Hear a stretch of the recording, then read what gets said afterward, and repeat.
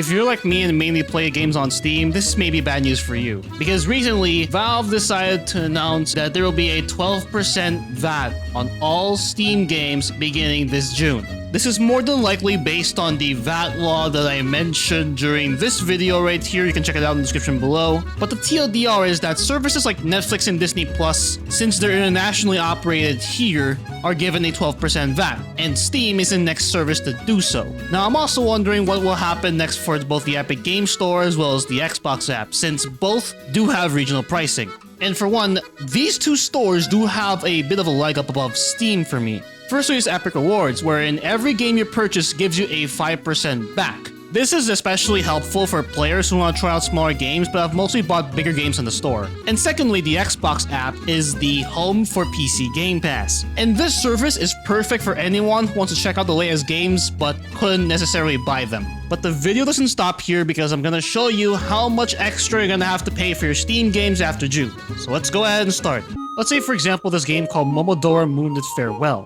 So you get an extra 45 pesos on top of this. So yes, this is the amount of expense I'll be paying for when this VAT comes into effect. Look at this. There's stuff that also isn't discounted.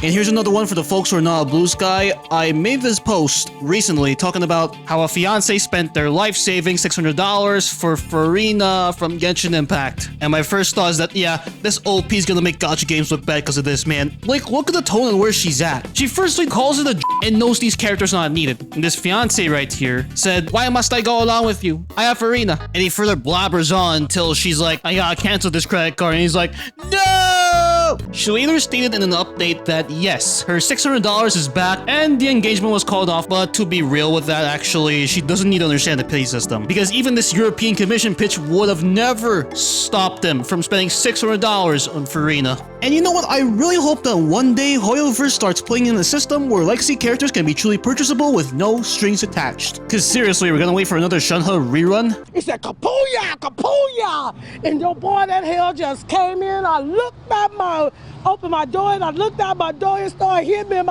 Now let's fast track this EU pitch right here. So firstly, games must clearly display the real world currency equivalent of any in-game item. So let's take for example Honkai Star Rail, which gives you prices for oneric shards and fixed values. You go to the contract shop, you get all these things over here, including a skin for March 7th. And with this new change, this contract shop will give you the exact monetary value you need, and this law also makes it so that these publishers cannot make you buy more currency than you actually need for a specific item, as well as confusing systems like multiple in-game currencies or something just to make a single purchase. You know, that's really convenient for all of us as consumers. And that's another move to applaud the EU for. But then again, we'll have to see its incoming effects in the next few months because, you know, anything can happen in a really short amount of time. And that's the end of this video. Thank you for watching and I'm hopping off now.